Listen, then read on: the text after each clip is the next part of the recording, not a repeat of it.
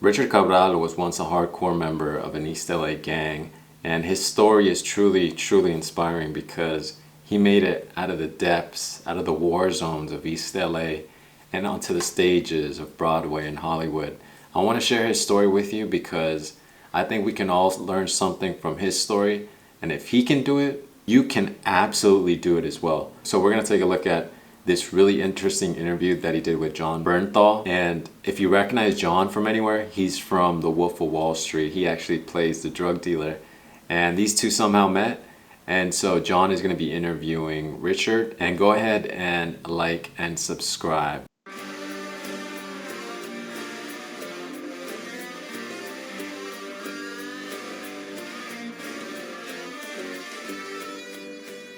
Tell me about your neighborhood. Tell me about. All right, so I'm Mexican American. I'm Mexican, bro. My family's from both of my sides. My grandparents, right? They migrated. My dad came here when he was little, and my grandmother came here, in the '60s, right? So that's it, just pure. That's how I was born, raised, and I was born in East Los Angeles, which people don't know. That's pretty much like little Mexico right there, brother. Like, we've been fucking there since this shit has been fucking colonized. You know what I'm saying? Right. Like, whenever that fucking act happened, like, boom, this is the East Side. That's where we're at, right? So right out of the gate, that Richard speaks with a lot of passion, with a lot of conviction, with a lot of energy. Something different than that, you know what I'm saying? I used to go to the stores hearing Spanish, and so it's just this America that is unlike any other fucking America, straight up, right? Yeah. And seeing the murals, seeing the Virgin, seeing all these fucking colors, that this is my America. Yeah. But also with these communities, it's a broken community, right? How so? What I believe the society, it's not just America, right? It's these communities, these cultures that are not of the colonizer, whoever colonized the fucking land, right? But if you are not of that, they put you in a place and shit just happens. And so for me, it's East L.A., right? To me, it's ghetto, it's the poverty, and that's what it is. But bro. could you feel that? I mean, as a youngster, You don't could you feel that right, shit, bro. Right. You don't feel that shit because, again, tone. you think that's the norm, Right, right? right. This is what it is, right? Right, But right. then when you fully start understanding the fucking sickness of communities, right? When you start understanding that, like, what the fuck? Why all the men in my family have been to prison? Why has my community continued to suffer? Why are all my uncles on drugs? Why are all the neighbors? Why are all my friends? Why? When you start fucking thinking like that, right? And for me, that didn't happen until prison. That didn't happen until I was fucking set in a fucking cage where my mind was able to start thinking, right?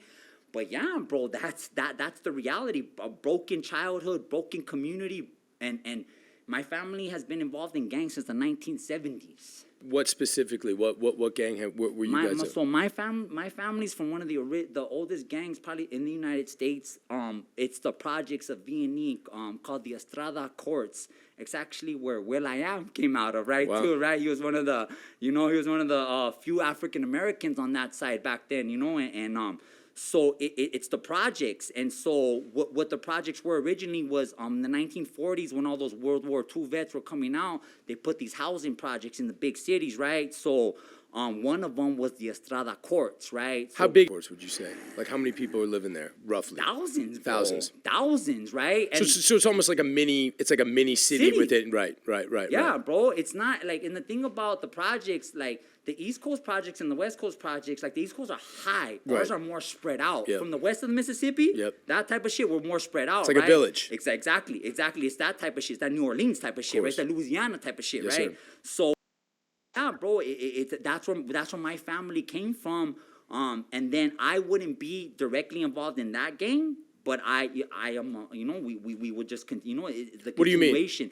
It's like this, bro. What happened? So gangs in East L.A. have been around, 1940s, bro, right? We've had a lot of people that have been involved in that. Where do you think they came from? What do you think the original purpose was? What was? Bro, it's tribal, right? It's fucking tribal, right? As a society, you must belong to your people, right? Who are your fucking people, right? And if you don't belong to a people, you're gonna get hurt. Sure. Something's gonna happen to you, right? If you don't get with your crew, bro, that's just what it is, right? And what do you think back in the 40s? Did you hear any stories about how that originated? What were the risks? Who was coming to hurt you? So I only could link in from direct source, right? And so in East LA, in Boyle Heights, you have these beautiful murals, right? And a fucking of people playing of football, you know what I'm saying, of our culture and shit, right? But in my mind, when I grew up, none of that shit existed, right? So I asked my uncle, right? Hey, tío, hey, how? Because some of those murals say like 1979, 1983, 19 whatever, bro. And I was like, hey, tío, how was it back then? And he stopped and he was like, it was cool. It was cool back then. It was different back then. And then I was like, well, what the fuck happened? And we broke it down, bro, that shit shifted when crack hit. Like a lot of cities. But like Los Angeles specifically, right? East Los Angeles specifically, that's what, you know, my uncle said that before that shit hit, yeah, you had fucking, you know, doing a little heroin, you know what I'm saying? Downer shit, you know, a little acid, a little fucking drink, you know, a little, but when crack hit, bro, like it just took the soul. I do like the way Richard uses his hands and arms to kind of just move. You can tell that, he was part of that gang life because many of his movements, the way he moves his arms, do kind do signify that gang culture. So you can tell he's about it. You can tell he lived that life. He's not facilitating a life that, he saw from a third person point of view. He was that first person shooter. And it's true, man. I mean, a lot of cities, Los Angeles included, changed when the crack epidemic hit the streets. I mean, Los Angeles, New York, Miami, all the big cities experienced this drastic change in violence. And, once the money came in, the guns came out. So Richard was a product of that. He was a product of his environment. He was a gang member from East LA, and a lot of places in East LA are still at war. So he's telling his story right now. It took the soul, bro. Like, cause I'm from the '90s, bro. I started gangbanging in the mid '90s, bro. Like by that time, teenagers were knocking each other down for no respect, no fucking party. It was pure murder. You know, that was it, bro. That was it. Coming out of junior high, blah blah blah blah blah. 13 years old. What the fuck? Like, this was it, bro. So like, it didn't like. All I know was different, you know, good or bad. Everything had its shit, right? But when motherfuckers, when women are selling their children, right? When fucking, you know, when these horrendous, horrific things that have never existed before crack and the methamphetamine came in, you know, that completely destroyed these communities. And that's what I entered. That's 100% true. I mean, growing up in the 90s, growing up in LA, here in the city, gangs were everywhere. It was bad. I mean, LA was known for that. So, I mean, across the country for having the most gangs out of any other city, so much violence, so much bloodshed. East LA was really, really bad. So he's telling it like it is, man. Have any recollection of this palpable shift, or do you feel like you were just born into it and that was the world that you knew? I was fucking born into it, and that was the motherfucking world that I knew, right, boy? I remember coming out of my apartment. It's called John Fu. My neighbor, Largo from Maravilla, he's probably in his 20s, and he's dragging his fucking girlfriend in front of his kids and my neighbor and his mom, and he's just beating the dog shit out of her, right? I'm like 13, 14, and she's screaming and fighting back, you know what I'm saying? Like, and let's go before that, right? Because my home, right? Fucking. Man, just imagine coming out of your house at 13 years old, you see your neighbor beating the out of his wife, man. I mean, how would that shift or shape your perspective of the world? I mean, growing up in violence in these neighborhoods where there was no community, there was no, sense of belonging, there was no love at home. Hearing my mom get fucking beat next door, right? Like, that's what it is, right? You come up in fucking violence. You come up with, like, fuck what's happening in the community.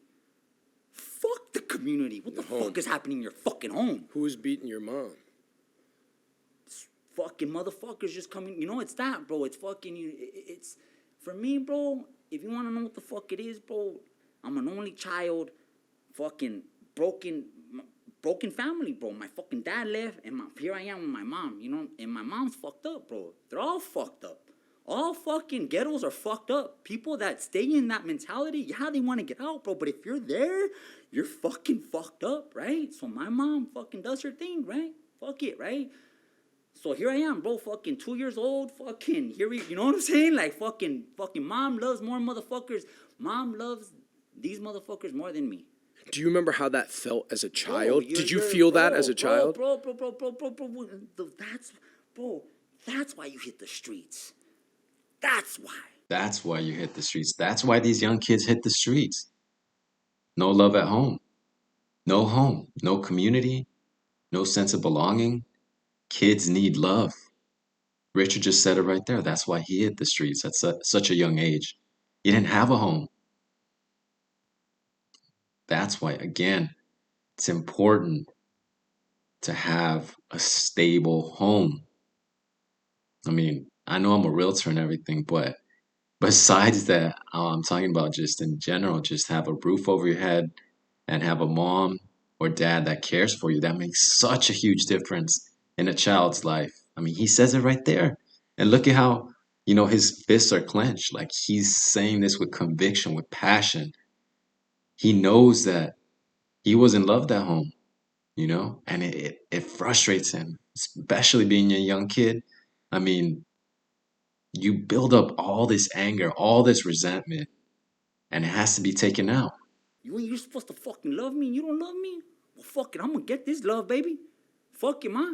This is what it is, right?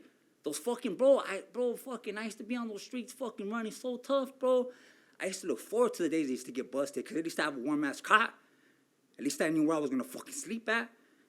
I didn't, you know what I'm saying? Like, bro, fuck it, This is what it is, bro. There ain't no fucking, you're crying for help, boy. Nobody coming. Nobody comes, bro. Yeah, bro, I wish somebody would have fucking came. Nobody fucking came. And nobody came from all them fucking kids that were housed in jail to me, bro. I was institutionalized when I was 13 years old till I was 25. I was in a fucking cage till I was 13 till I was 25, not all together, but you know what I'm saying, bro? Like, Man, you could tell that struck a chord with Richard. I mean, it hurts, man. These kids are hurt. Why do you think they hit the streets? Because they're hurt. They're hurting inside. And what he means by he was institutionalized from 13 to 25, not altogether. He wasn't in jail from the age of 13 to 25 years old. What he means is that he was in a mental cage, not a physical cage. A mental cage being that gang life. That's what institutionalized him. He was in a mental prison from 13 years old to 25 years old. Nobody came for these kids, He has a right, he has a right to be angry. I mean, think about it. yeah, bro. Yeah, that shit's better than fucking being on those streets and being in a fucking home that ain't got no love, bro. Can you give me an example of love that you found from your homies or from people on the street? Bro, bro, it's like at the end of the day, dog, like, if you tell me you're gonna ride with me, bro, fuck it, bro, I'll ride with you, bro. Like, that's it, bro. That's it, bro. Like, What is it? fucking, Yeah. and it's like that, bro. Like, all of them fools, dog, all fucking, all of them, bro, all of my friends, bro, all of them were all fucked up, and here we are. Fuck it, dog. At least we're gonna be fucked up together, right? Fuck it. And that's it, bro. You fucking, and you form this fucking bond, bro, that is unbreakable, because at the end of the day, we're all little warriors. We're all little men that we're not mentored the right way, bro. This fire in us has to be fucking dealt with, But if nowhere to deal with it, you're gonna fucking you max out, in whatever way. And that's 100% true, man. I mean, as young men, we have this fire in us. We have this passion. We have this energy. And again, he said, if it's not directed in the right direction, it's gonna come out either negative or positive. I mean, but the point is, it has to come out. And I can 100% agree with Richard on this one. I mean, it's true. We have that fire in us. Being little warriors, it's there, man. And it has to come out. It has to be dealt with, like you said. 100% true, man. No, it's that love, and then that's it. That's it. You can't break that shit, right? Motherfuckers are dying out there, bro. Fucking my boy dies. My boy's getting life. My best friend got life at 15. Sammy Espinosa got life at 15. So it was that, you know, bro. And yeah, and then by the time you're 15, your mind shifts, bro. Like, fuck. This is it. You know, I'm growing up in jail. My friends are getting life and motherfuckers are getting smoked. Let's roll. Let's roll. Let's do this shit, you know? And I could tell you, it wasn't until fucking I fought a life sentence. I shot a man in East L.A. And they were trying to give me 35 years to life, bro. I was 20 years old. And that one got me. That one fucked me up. How so? That one shifted me because, like, you just see all your life, 19 years, like, fuck. My son was like 1. And then you're just like, it's just like, fuck, like, this is what it is, you know? Boom, you have a 35-year life to fucking, you have sentence on you, you know? And then you just fucking, you're just thinking about life, bro. You know, that whole year I sat in the L.A. County jail. I sat in the L.A. County jail for 11 months, bro. Fucking 35. So I kept on hearing me playing my fucking mind. 35 years to life, how old am I gonna be? You know, and that shifts you, bro, changes you. Yeah. It's done, you know, and fucking, through the grace of God, bro, fucking, I remember the week before, 2 weeks before trial, right? Fucking, because, so what happened, bro, is that on pre-trial, this fool said that I was there, but he said I didn't shoot him.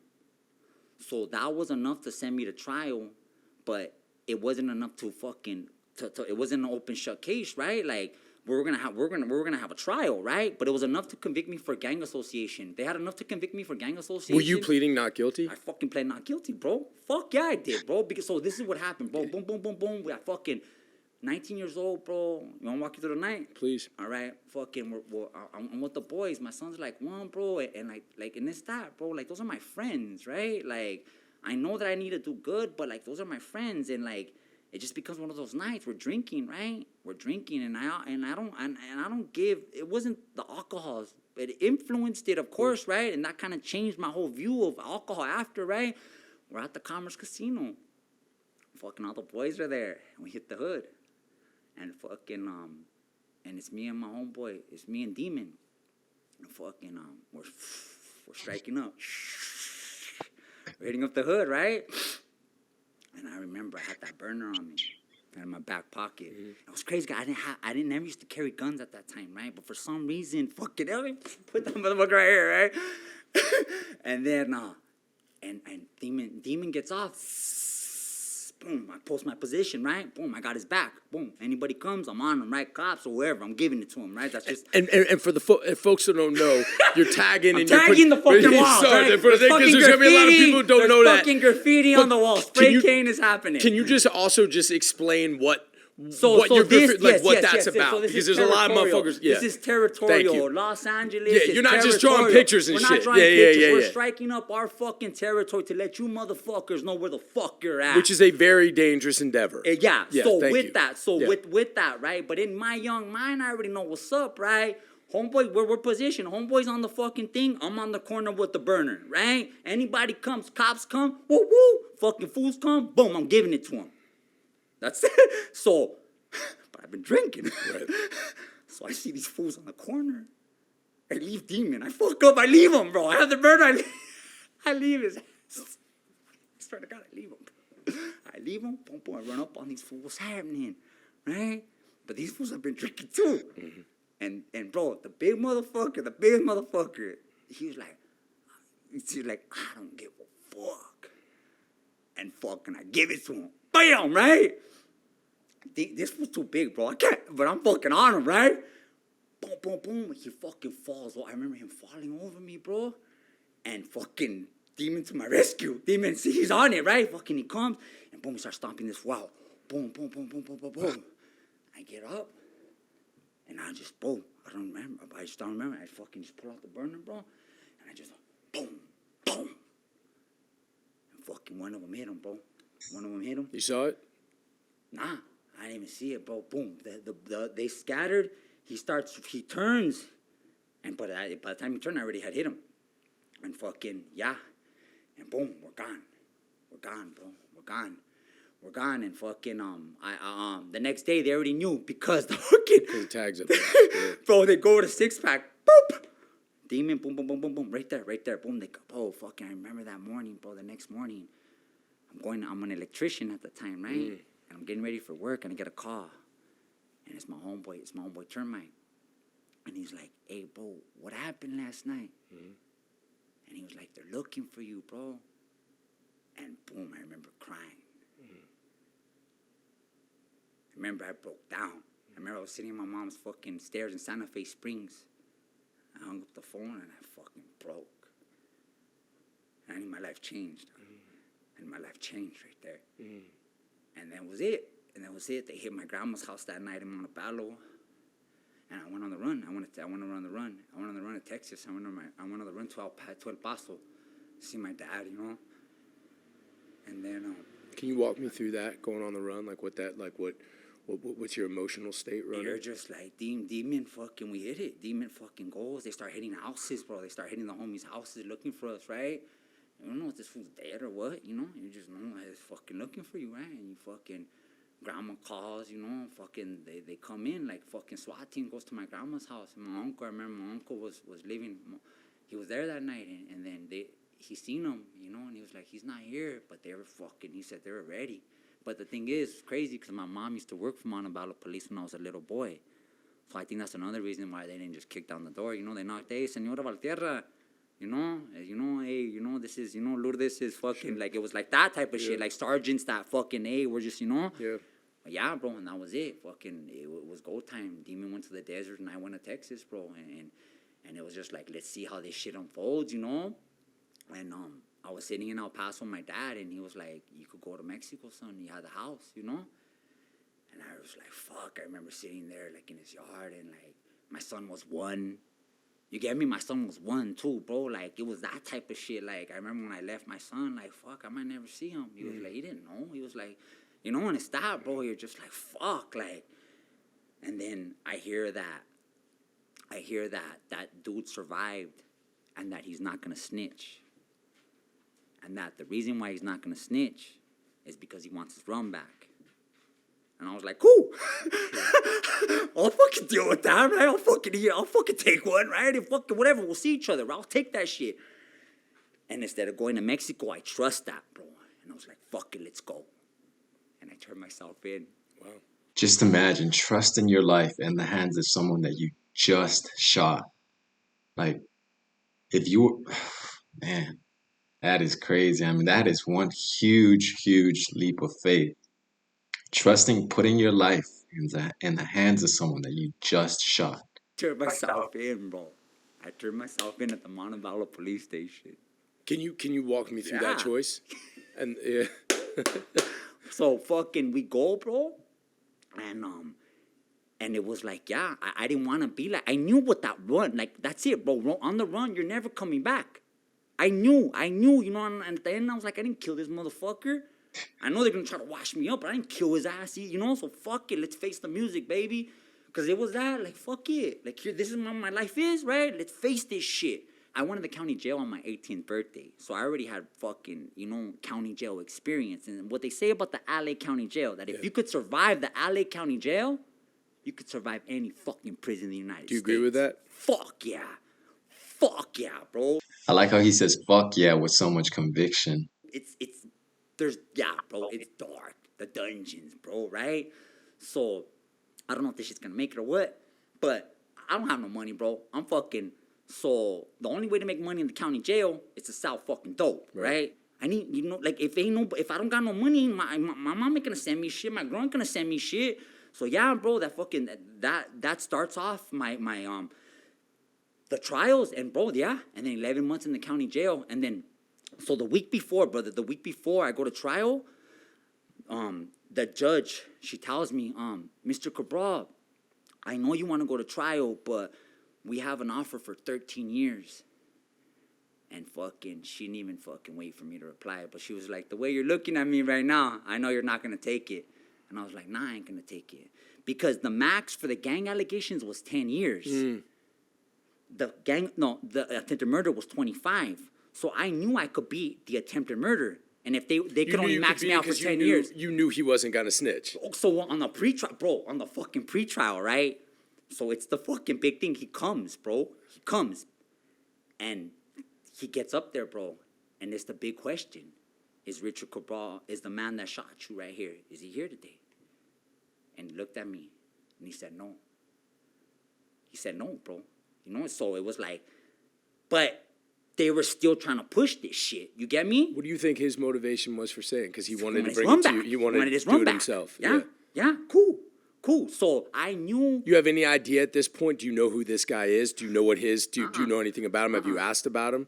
Do you care? Bro. I mean, you You're know, like, bro, whatever? like real shit. Like when you're on the streets, bro, and you're active, shit happens.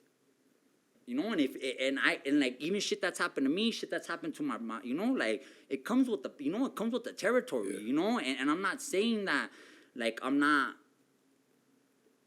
It's that, bro. You know what I'm saying? Like it is what it is, bro. You know, and I don't have an issue with it. But if he had an issue, that's kind of on him. You know, I wouldn't do it. You know, I'm sorry that shit happened like that, bro. Like straight up, would I do that shit again? Fuck no, right? Was it a right reason? Fuck no, wasn't a right reason, right?